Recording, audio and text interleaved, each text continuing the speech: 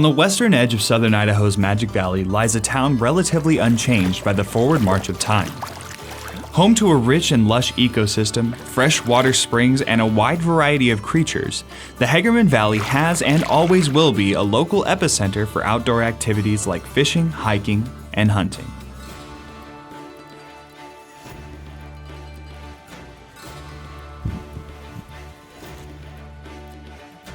Before there was any thought of a town here, however, there was a great swamp. A little over 3 million years ago, in a time referred to as the Pleistocene era, there was abundant life all around this area, sustained by the thriving vegetation. Mastodons, saber-toothed cats, and Borophagonine, more commonly known as bone-crushing dogs, inhabited where the Hagerman fossil beds now stand. More notably, the area was home to Equus symplecticens, or the Hagerman horse. These animals' fossils give us a unique glimpse into the creatures that ruled over this area in the time before the last great ice age, during the early evolution of man.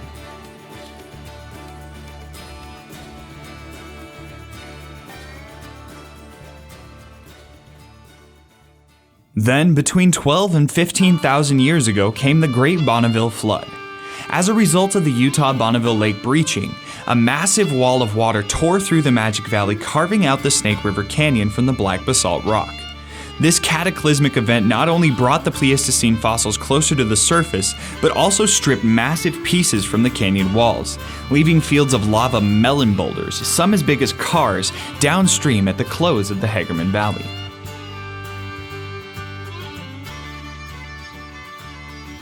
As the modern Snake River travels its nearly 50 miles from Twin Falls to King Hill, it plummets 1,000 feet downward, lending a compelling history of ancient volcanic activity.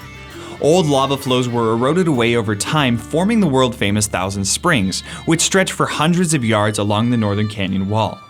This area, now stretched and contorted to fit the needs of modern-day humans, stands as a testament to how powerful Mother Nature can be and how beautiful her handiwork is.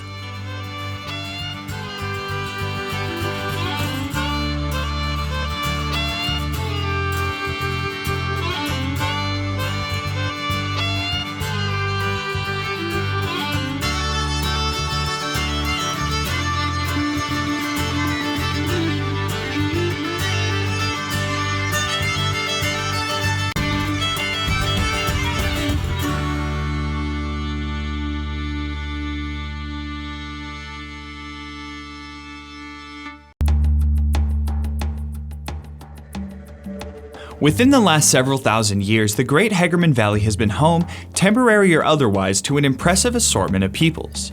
Around 7,000 years ago, early stone-wielding natives utilized the area's natural resources by making the valley their winter fishing grounds, as made evident by the tools and weapons found in as uncanny of places as locals' backyards. This tradition went on for ages. Thousands of Shoshone Indians were fed and sustained by the gracious river, and their history is kept alive through the stones and other artifacts that they left behind.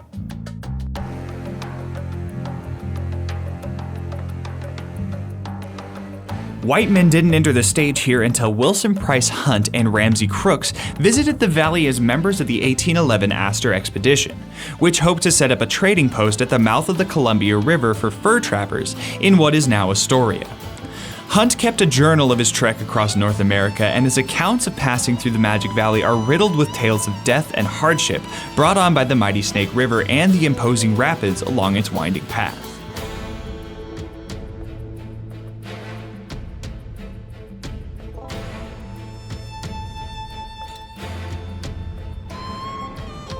More visitors came in the following years. After 1816, beaver trapping became a major source of income for peoples in the West, and the valley served as a resting place as well as a landmark for thousands of trappers and mountain men. Missionaries en route for Oregon country also crossed the valley along the way, and for much of the 19th century, the song remained the same. The Oregon Trail passes right through the valley. Wagon ruts can still be seen from the road leading up to the Hagerman Horse Fossil National Monument, although trespassing near the old tracks is strictly prohibited. Immigrants traded with local Native Americans and marveled at the Thousand Springs.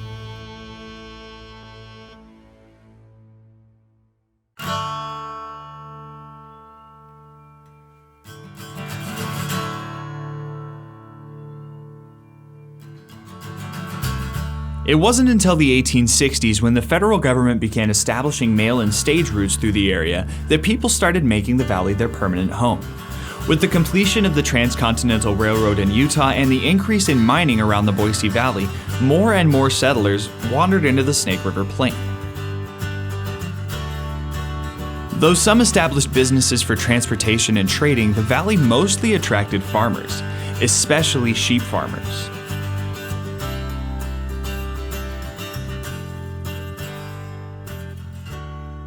I grew up in Hagerman, and my parents were had sheep, and they lambed them out at my ranch and in Hagerman, and then they would take them out on the desert in the spring, and then they would eventually get to Cape Horn. That's the headwaters of the Middle Fork of the Salmon River, 17 miles north of Stanley.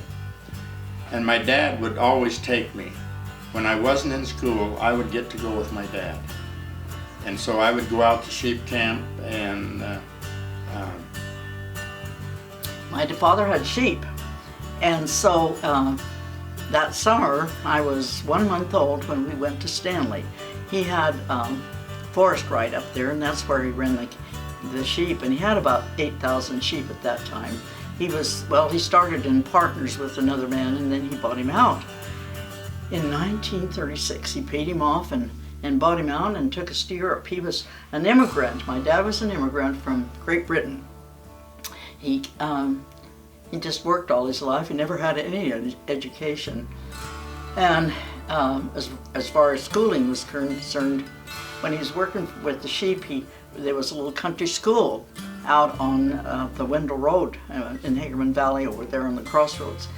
And he went there one winter and worked with the sheep at night. He was a night herder. So we grew up on the go all the time. We would go to Stanley in the summer, and then we would move out. There's no running water, no bathroom, and it wasn't even insulated. And I graduated from high school, and we were still doing that. So I know what it's like to be clean and have wonderful food and not have any modern facilities, you know.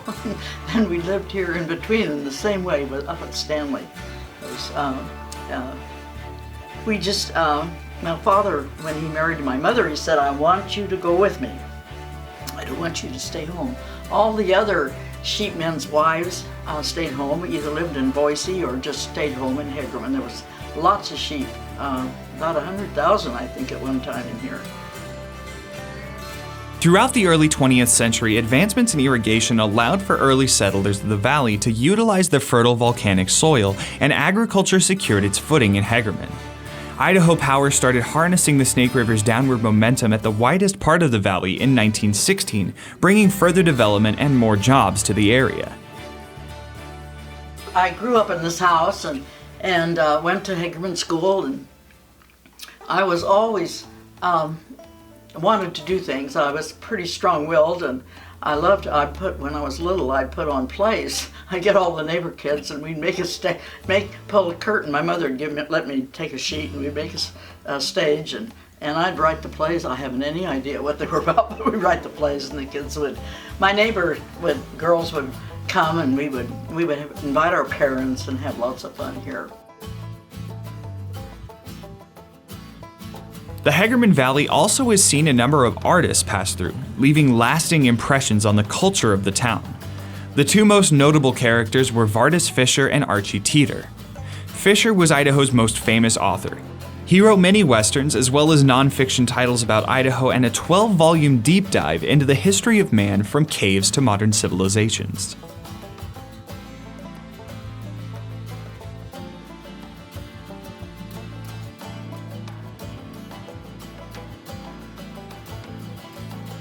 Archie Teeter was born in the valley on May 5, 1901, and lived in caves and covered wagons for most of his early life. He lived like a nomad, working odd-end jobs for the Forest Service or fishermen just long enough to have money to paint. He'd then venture all across the West, most frequently to Jackson Hole. He's believed to have created over 4,000 paintings throughout his over half-century career. Many of his paintings were just owned by people who knew him or his wife personally, but he managed to earn enough to commission the only Frank Lloyd Wright house in the state of Idaho, right here in Hagerman. Though it's nearly impossible to see the house now, it's an architectural marvel, and Teeter used it as his studio for the last 20 years of his life as he traveled the world creating masterpieces on canvas. Yes, I remember before they built the Teeter house on that Frank Lloyd Wright built for him, he lived up Malad Canyon on the north side of the Malad River. You just cross the bridge and you turn right there, and there's a trail. There's a gate on it now, but it didn't used to be. And he lived up there in a cabin that he it wasn't a new cabin. It had been an old homesteader shack or something, but it had a huge big fireplace, and he built onto that and lived there for several years while he was getting established. And then Frank Lloyd Wright house came along, and he moved down there. But I knew him through that period of time.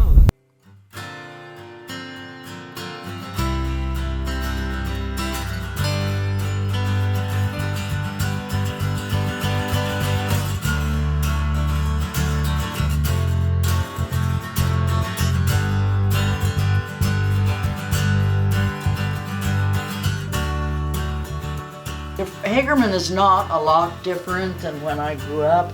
It's still small.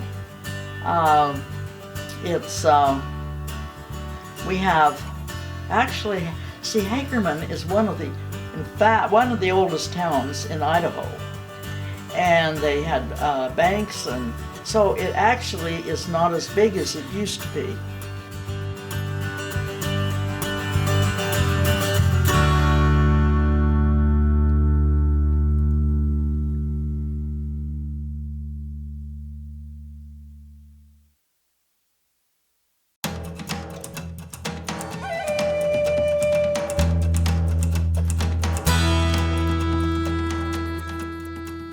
So maybe it's gotten a little smaller, and maybe the painters and the authors are long gone, but this valley, this oasis in the desert, is still a masterpiece in and of itself.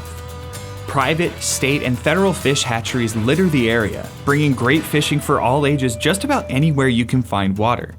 The Thousand Springs, though slightly redirected now by Idaho Power, are still a wonder to behold.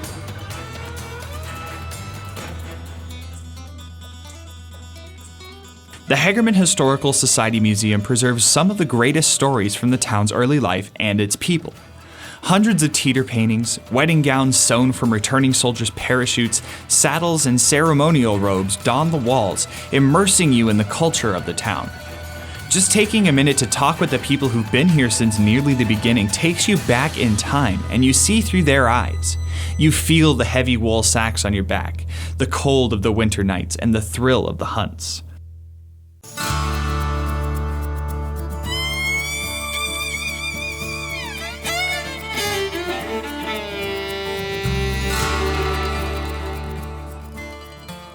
Before we started out on this journey to learn about Hagerman, I'd only been exposed to the city through elementary school trips to look at the horse fossil and leave.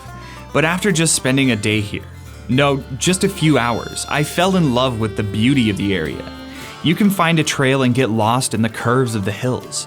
You can kayak for hours through quickly flowing water, or just sit in Wilson's and enjoy the company.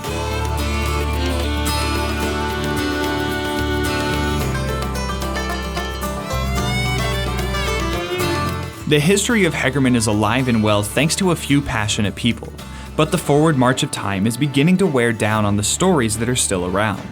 It takes us, the young people inheriting this beautiful valley, taking an interest in the treasure that is the Hagerman Valley. Go there. Feel the sun beat down on you as you walk along the same trail as thousands of pioneers. Fly fish at Billingsley Creek while you still can. Make the world see that Hagerman is still here, before time washes it away. Thanks for watching.